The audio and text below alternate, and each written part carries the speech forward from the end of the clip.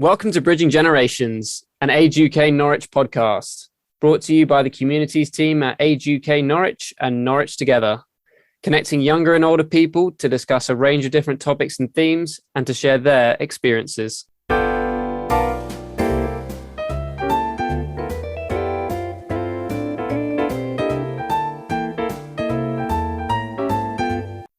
This podcast discusses mental health struggles and makes references to suicidal thoughts, which some listeners may find difficult.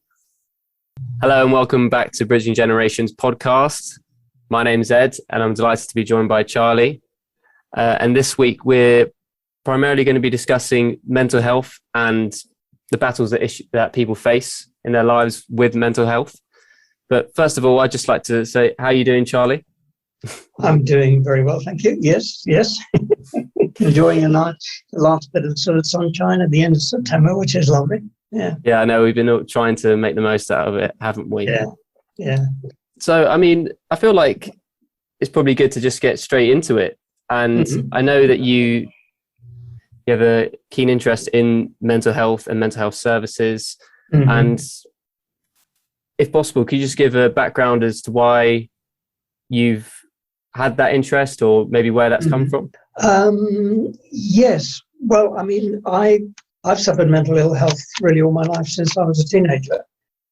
Severe anxiety, depression, and OCD, which is an anxiety-based condition. It's very interesting, of course. The whole area of mental health is something that people are still struggling to understand how and why it happens. You know, why is one person affected and another person not? And there seem to be a lot of factors. Maybe a certain genetic predisposition is one. Environmental factors. Without going into too many gory details, both my school and my home.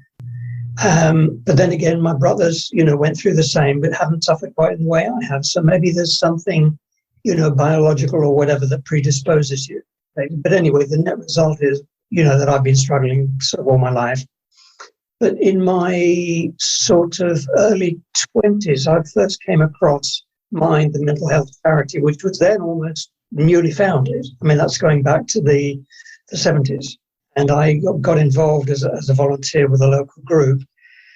I guess because at that point, and this was a sad thing, I knew that there was something not right in my life with me, but I didn't know what it was. I was ashamed of what I felt. I didn't know how to talk to people. I remember, in fact, I did talk to my GP when I was at college. I hadn't got a clue what I was talking about. She just totally did not understand what I was saying. But I was drawn towards maybe trying to do something, so I got involved as a volunteer. And then went through just a whole lot of experiences in my life. I had a breakdown in my sort of mid-20s thereabouts. I've actually I've done many things in my life. I was trained as a school teacher, but I ended up running my own building business. I've done just a whole range of things.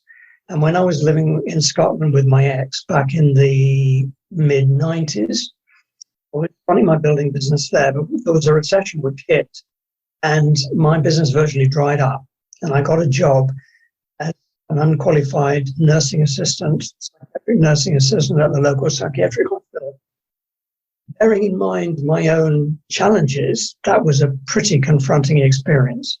But at the same time, perhaps because of what I was going through myself, it gave me a real contact, a real empathy with patients, with the clients, however you want to call them. But it was very tough going. And at various points in my life, I have hit real rock bottom. There was one occasion going back to about 2014 when I was living on a boat in the Cotswolds. And the only thing that really stopped me taking my own life was calling the Samaritans. They pulled me through.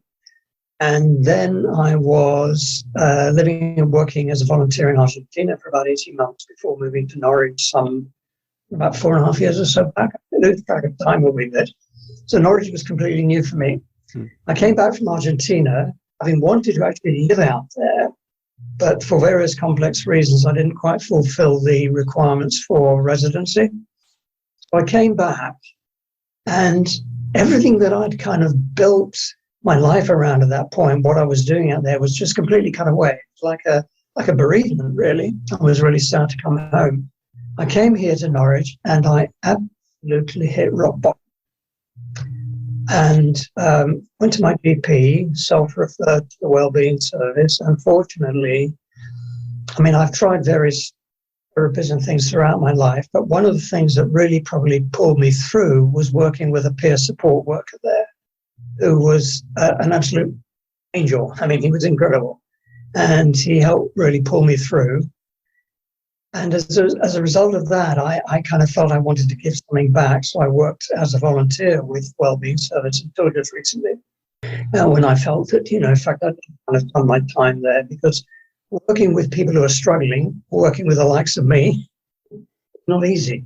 It takes a lot out of you. So I felt it was time for a break from that, because I'm involved in other voluntary work as well. I have a lot, that I'm involved in. So yeah, in a nutshell, I suppose that's my interest in and connection with mental health. So we can explore that a little more if you want to. Well, firstly, I got to say thank you for talking so well and openly there. Really gave a real clear insight into your experiences and what you've had to deal with. I think I'd like to firstly touch on the first time you volunteered with Mind you mentioned. What was it about that? Did that give you any change of perspective on your own mental health or your opinion of mental health in general, maybe? I'm not sure that it really did. I came into contact with a guy who was a social worker, and he was I think I'm right in saying he was a probation officer, in fact, in the town where I was living in Hertfordshire at the time. He was involved helping with Mind. It was a very new charity then, and he just got to know me and felt that I would perhaps be able to connect with some of the people, some of the clients. So I went to this weekly club. I'm not sure. I suppose possibly what came through to me there was that these were just ordinary people like me who were having a very hard time. I mean, on a very simple level, that's how I try and view it. Ordinary people who are having a really hard time. Whereas people on the outside, perhaps people who have not experienced mental ill health, tend to put people into brackets.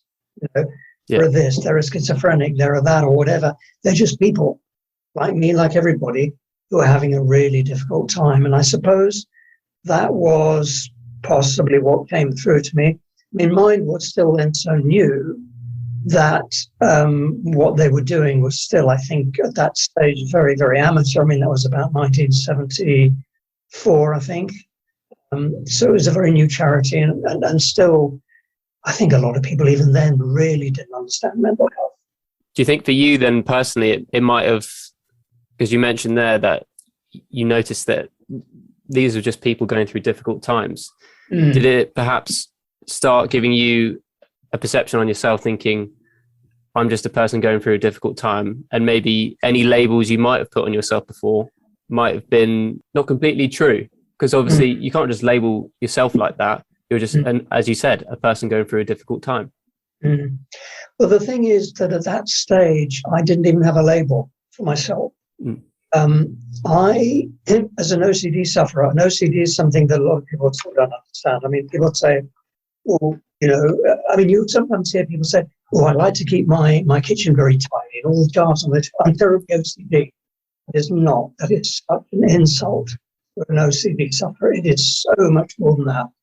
It's something that's with me 24 hours a day, 365 days a year, has been since I was about 15, and I'm now nearly 75. So that is a huge, huge thing. But I didn't know what it was. All I knew was that my behavior was not the norm, and it caused me immense, huge shame. I hid it. I hid it from everybody. Developed coping strategies. I mean, this is often the norm with OCD sufferers anyway, and I think particularly back then, because I didn't really understand it. I hid it from everybody, almost hid it from myself. Hid it later, even when I got married, from my now ex-wife. So at that point, I was still very confused and lacking any real insight into what I was going through. Just touching on the OCD there, and you mentioned the stereotypes of people saying, oh, it's just people who like to keep everything neat and tidy and really focus on organizing things. Mm-hmm. I mean, how would you describe your OCD, and how is it very much different to that stereotype that can be shared around? OCD seems to fall into various kind of categories. Again, one has to be careful of that kind of way of talking. There are the people who suffer some kind of hygiene-based phobia. For others, it's sometimes referred to as counters and checkers. And then people who have fantasies about doing terrible harm to people, which they never do, but they fear that they might. The counting and checking thing is, for example, somebody, leaves the house, they lock the front door, and then they think, oh, did I turn the gas cooker off? Go back and have a quick look. That's not a big deal. But by the time they've gone back 40, 50, 60 times, taken an hour and a half to get out of the house. My own challenge is one based on hygiene. Going back to the way I was treated as a child for bedwetting, basically, punished, mercilessly for that, and that gave rise to my own particular issues. So there are those general kind of areas that people tend to suffer, but you are so tied into it, it becomes your reality. And to tell yourself that it has not happened is incredibly hard. Now, there are various therapies that are used. Unfortunately, in my own case, because it was really only relatively recently that I fully accepted what I experienced, what I suffer from, and was fully able to acknowledge it. I was so locked in since my childhood that I've not found any of those therapies have enabled me to break it. So the point I've come to is learning to live with it, cope with it, but more than that, accepting that I'm not a bad person because of that, because that's the thing. I used to think that if my friends knew this about me, they wouldn't want to be my friends.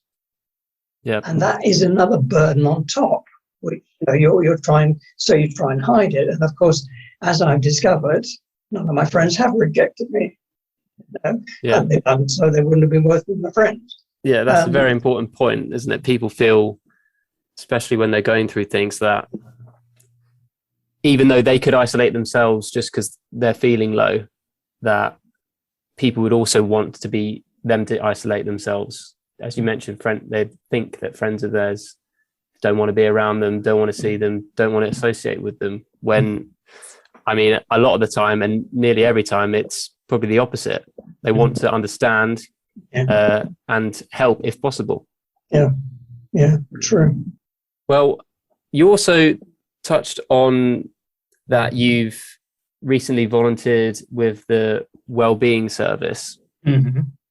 What type of work were you doing there, and how, I guess you've got a good perspective on volunteering in, as you said, Mind many years ago, and recently volunteering with the Wellbeing Service. Mm-hmm. How different is mental health work and the mental health approach changed over the years? How has it changed, if at all?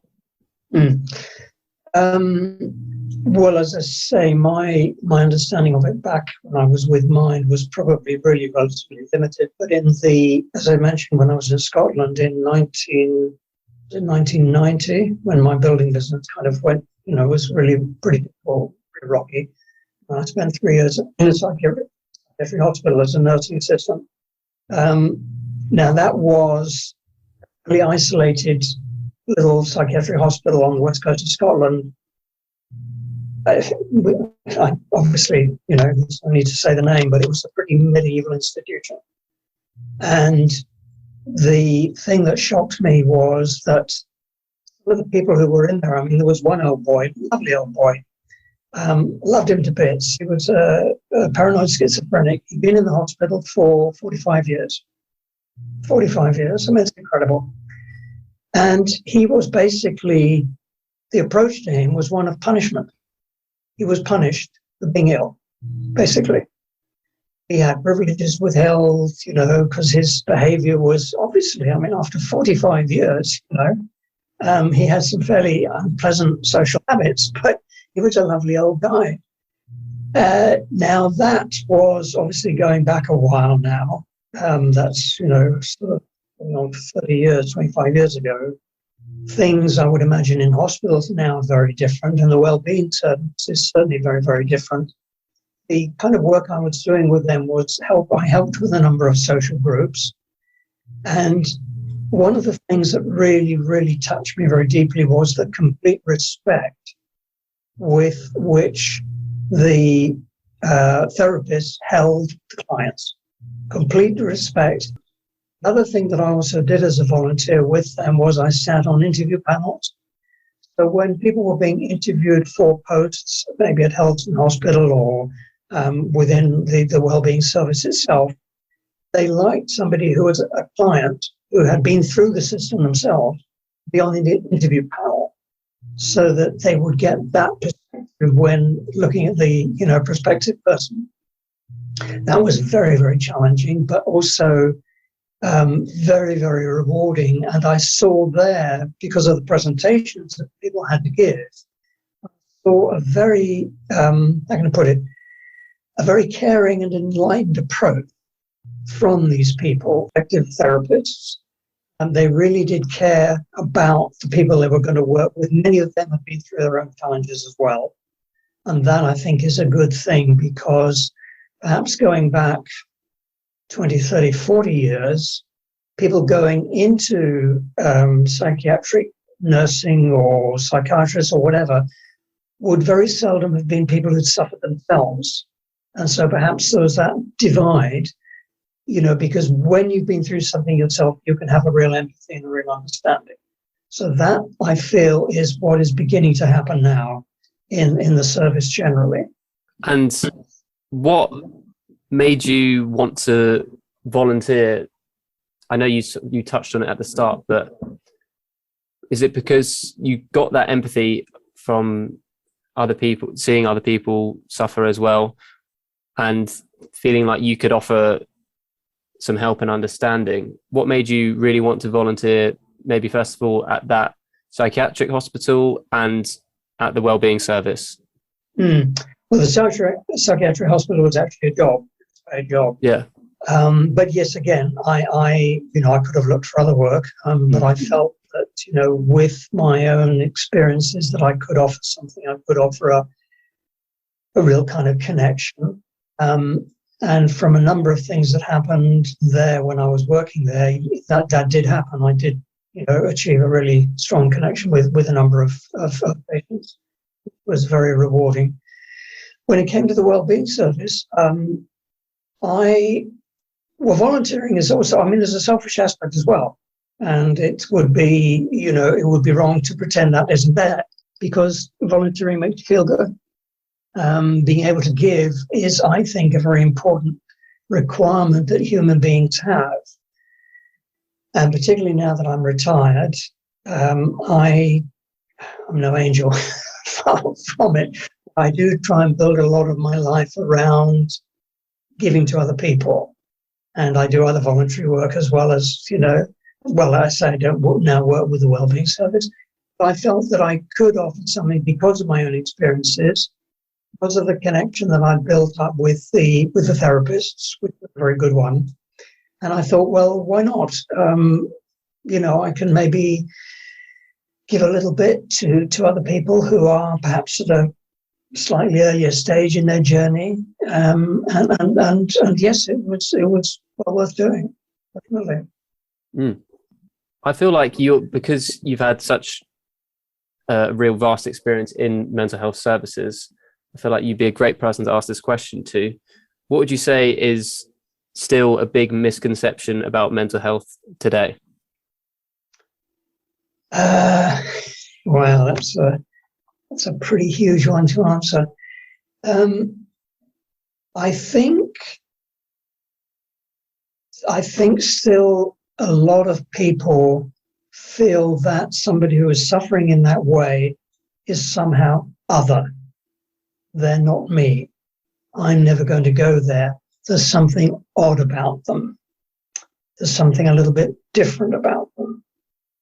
And I think that what people need to begin to really understand is that it's like many things, it's a continuum anyway. You know, at one severe end may be the seriously schizophrenic person who is living in a complete kind of fantasy world. At the other end is the person who just gets the blues at the end of the week because they've got a job that's a bit of a challenge, but that they're not really, or are they on the mental health spectrum? Maybe we all are, but They manage it. They get to the end of the week. They have a family to go back to. They think, right, I'm not going to see the boss on Monday. They have a relaxing weekend. They feel great. Trouble is, by the next Friday, they're feeling a bit low again. But then there's everything in between. And so I think what people need to understand is that it's not a case of them and us, that there's divides, there's boxes and things, apart from maybe certain very particular conditions, maybe, but even there's some quite enlightened ways of viewing those now as well. So, yeah, I think it's a spectrum we're all on, to be honest. And I can definitely agree with you there. I think we are all on a spectrum. And I know recently, in the last few years, I feel like there's been a big change in attitude towards mental health, or at least attempts to change attitudes towards mental health. I mean, you see things like TV campaigns as well on the television trying to promote people talking to one another. I just wondered what your opinion is on the recent attempts to improve talking about mental health, and if you think more can be done or it's in the right direction. Yes, I think it is going in the right direction. I think always more could be done because, there are still, I will still occasionally come across somebody, as I say, I mean, I don't go around sort of meeting people and saying, oh, by the way, I suffer from, but if it comes out in conversation, I'm no longer afraid, as I once would have been, to talk about it. And sometimes in the course of a conversation, I will sense that somebody, without myself having said anything, somebody really does have a very blinkered view of what mental ill health is. And they obviously see themselves as they're okay. This person is, I mean, sometimes, the idea that people who are depressed, perhaps not able to work, they're skivers, or idle, this kind of thing. When you're caught in a deep, dark depression, there is no way that you can go to work. That just doesn't come into it. And when people have that reaction, is still quite often at government level, politician level, it's a very sad indication that those people simply do not understand. Anxiety is the other one. Anxiety and depression, I suppose, are the two areas that are being more highlighted now. People who are anxious, you'll sometimes hear people say, well, get over it, get a grip. We all get a bit anxious. Real anxiety is much, much more than that. One can be anxious about going to a new job, sitting in an exam, that's perfectly natural. You go into the exam room, your stomach's all aflutter, but once you get the questions in front of you, you settle down and you get on with it. Real anxiety is much, much deeper than that. It is not something that you can just get a grip on. It doesn't work like that. And there are still people who will come out with that kind of comment, get a grip. And so more understanding is needed. How we set about that? I think possibly just general education. I mean, I do some voluntary work in a school, and it's very interesting to see how things are talked about to the children. and maybe behaviors of one child to another that are not very, very gentle or compassionate. And those behaviors are confronted and talked about in a way that just never happened when I was a kid, and probably didn't happen, I wouldn't think, even 20 years ago. So I think the more that kind of thing happens, the better. But yes, more is needed, although I do think we are going in a good direction. Yeah. Yeah. And something you just mentioned there, when you gave an example where people who are depressed and they feel like they can't go to work because, as you mentioned, they can't go to work. They can't really physically get themselves up, go to work, or mentally be able to deal with it. And they could be considered as skivers or people just, wasting their opportunity going to work and not being a good employee.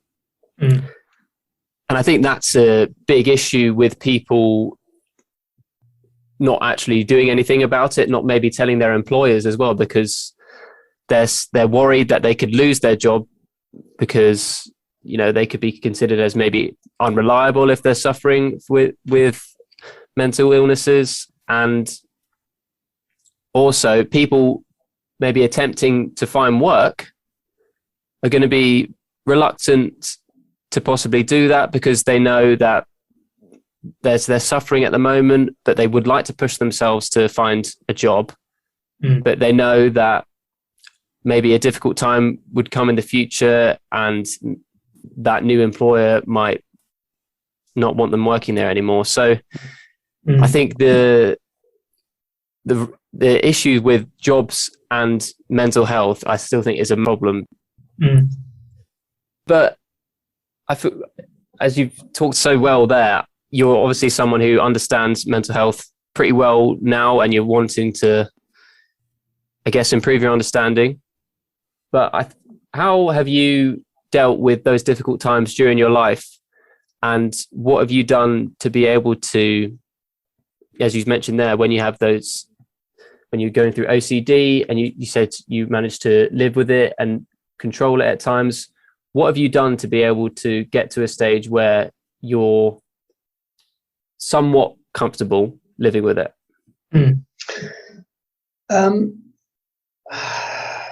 I think being comfortable living with it has come about when I now realize, and this might sound kind of obvious in a way, but I mean, for so long it wasn't, that I am not my OCD. I am Charlie. I believe I have a lot to offer, in the various things that I'm involved in. I get pretty good feedback.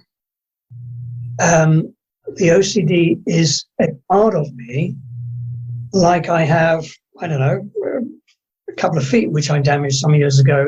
They're just, that's the way it is, I am not my feet. Even though I had a serious accident, I broke both of them. And one of them is still a little bit dodgy. I'm not my feet. I'm not my OCD.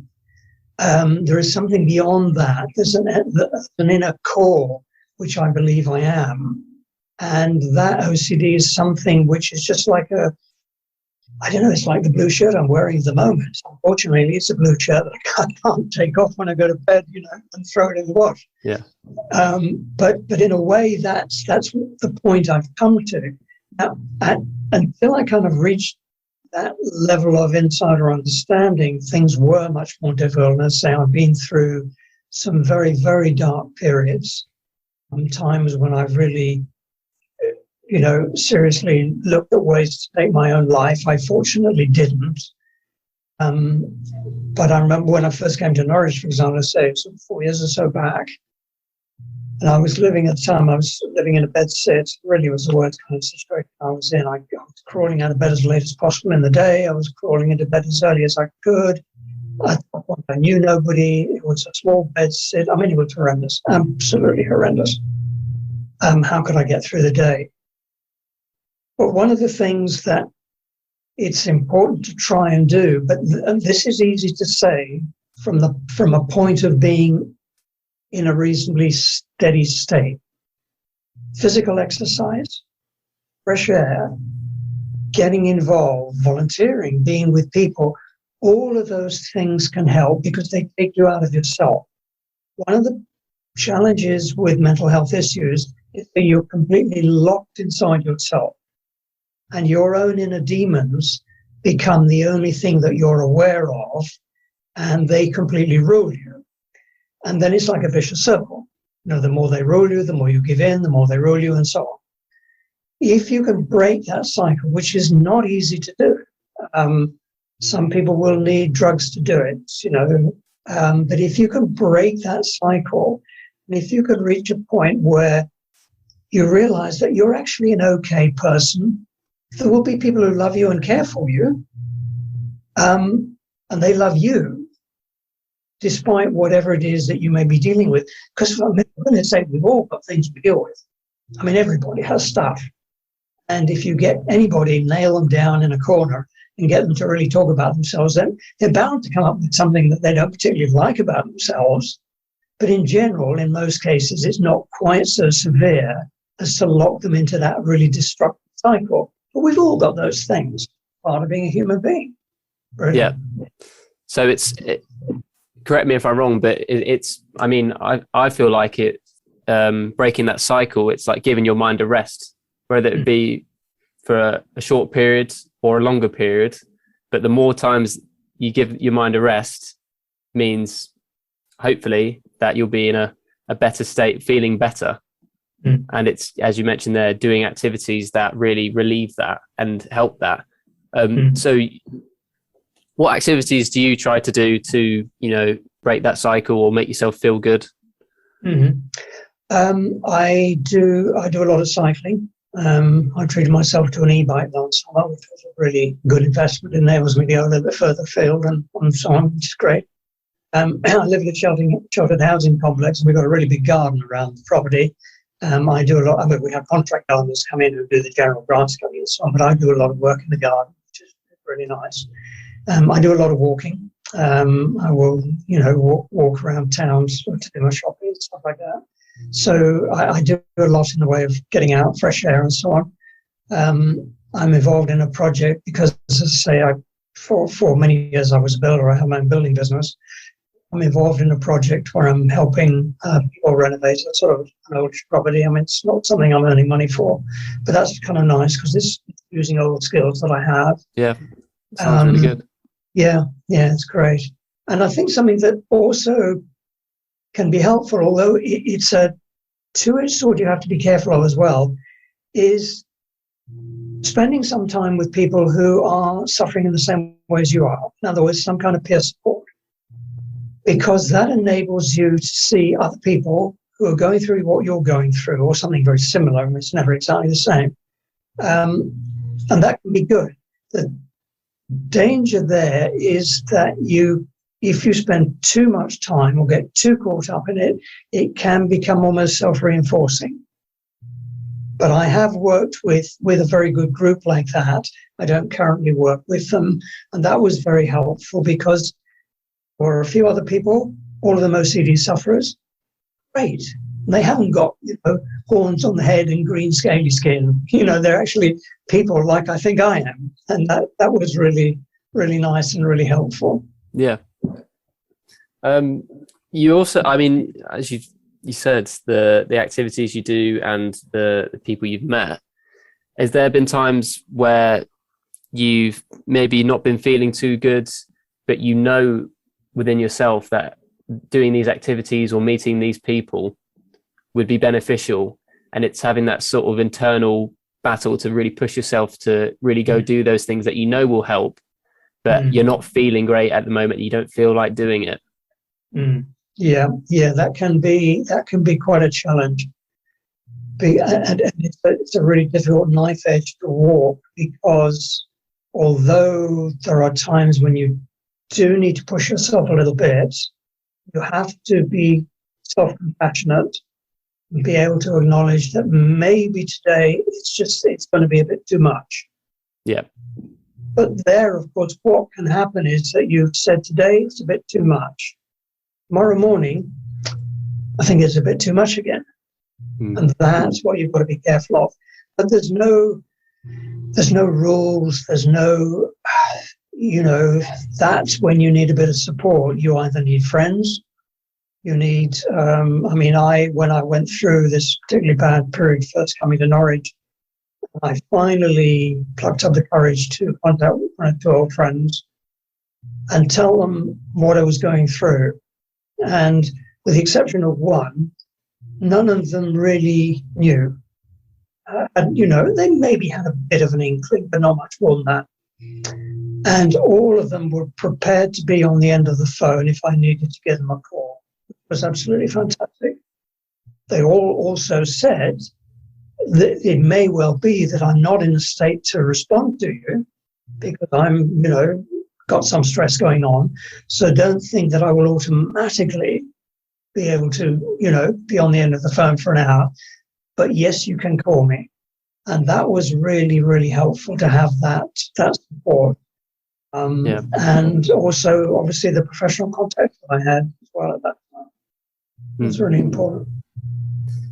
Well, I'd just like to perhaps finish on what you, because we've mentioned, your background with mental health and what you've done voluntary-wise, work-wise, with it.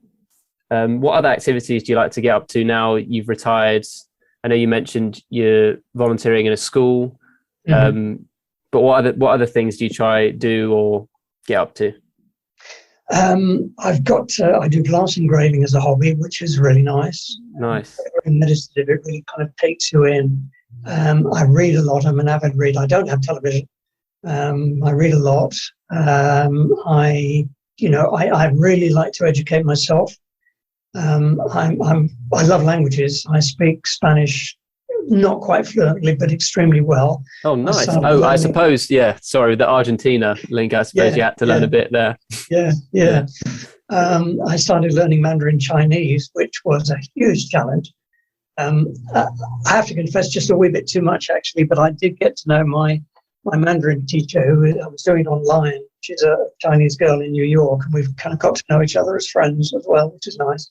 So, I just do quite a lot. I try and keep really, I don't feel that I don't want to be my age, whatever that is. I don't wake up thinking, oh, right, I'm an old man. Blah, blah. I like to keep alive. I like to keep active. I like to be involved in things.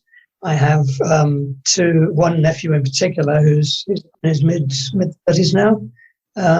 He lives in Spain, where my youngest brother lives.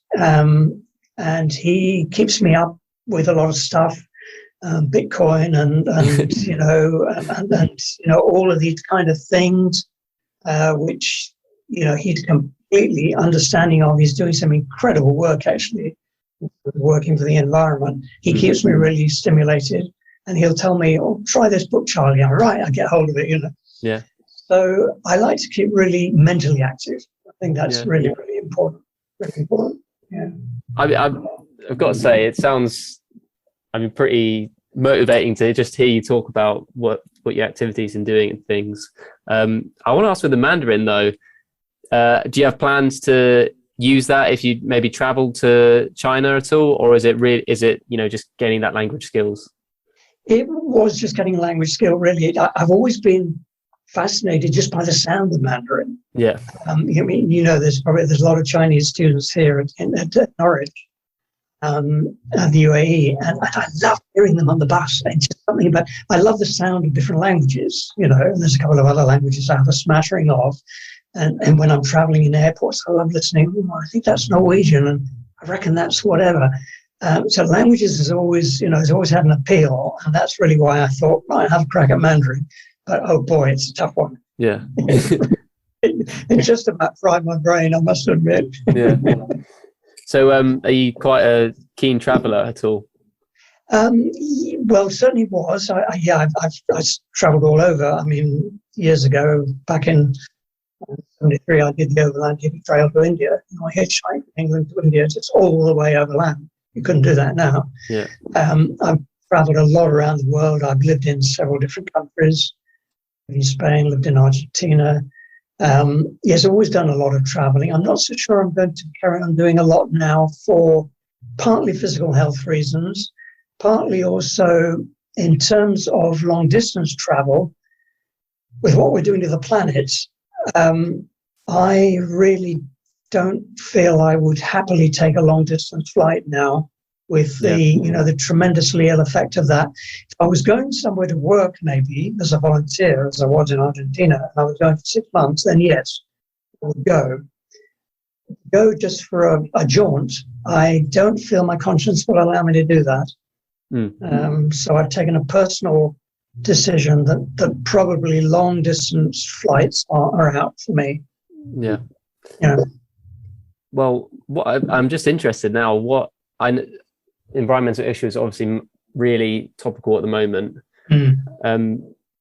What is it about? What issues or environmental difficulties have made you really reconsider your environmental impact personally on the planet, as you mentioned there, not considering taking a long distance flight? Well, I mean, although there are obviously still a lot of people in denial, I can't any longer, looking at all the evidence, deny what we're doing to the planet. And also, I mean, I say this without, the fact that I'm a certain age doesn't really mean anything on one level. But if I think back to when I was traveling in my 20s, going to places that were unspoiled, incredible. And when I look at the changes, I mean, for example, I've been to India a number of times. I first went as a child in 1960. My family went out to Australia. My father had a job there. We went out by boat in the days when you would travel from A to B by boat. And we stopped in India on the way. Incredible, absolutely amazing. I visited again in 1998 and again in 2000. The change in that country, pollution levels are absolutely staggering. And that kind of things really brought it home to me. I worked with people when I was in Argentina, and I was working at an animal reserve, but it was much, much more than that. They were really trying to work environmentally. And that showed me a whole lot of stuff as well, of what's being done to the environment, there, for example. But it isn't just the polluted cities in the West, it's the country areas in the middle of Argentina and so on. And that has really begun to sink in. And I think also the work that my nephew is doing, he's given me even greater perspective on some of what's happening. And I'm just horrified. And it's probably not going to affect me, but it's going to affect my niece and nephew. It's going to affect my niece's children. It's going to affect you. And that's frightening, really. It's going to affect the little kids I work with, in the school where I work. And I just want to do what I can to help. And if one of those things is not taking a flight, then I'm prepared to do that. I think that's a perfect way to end. I mean, I got to say, I agree with you in regards to the environment. It is very much now people need to realize their own impacts and what they can do. And you said there, thinking about what I can do to help. And I think that's just a perfect line for what we've talked about today with you and your experiences. It seems like you're someone who's always up for helping people. And thanks for helping us today by coming on to the podcast. I've really enjoyed speaking to you, Charlie. Thank you. So we've come to the end of today's show. Thank you for listening. Join us next time on Bridging Generations podcast. See you next time. If you need support around living a healthier, more fulfilling life, you can call Age UK Norwich on 01603 496 333 for advice. If you are in need of speaking to someone as soon as possible about your mental health, you can call the Samaritans on 116123, free from any phone, or on 0330 094 5717. Local call charges apply.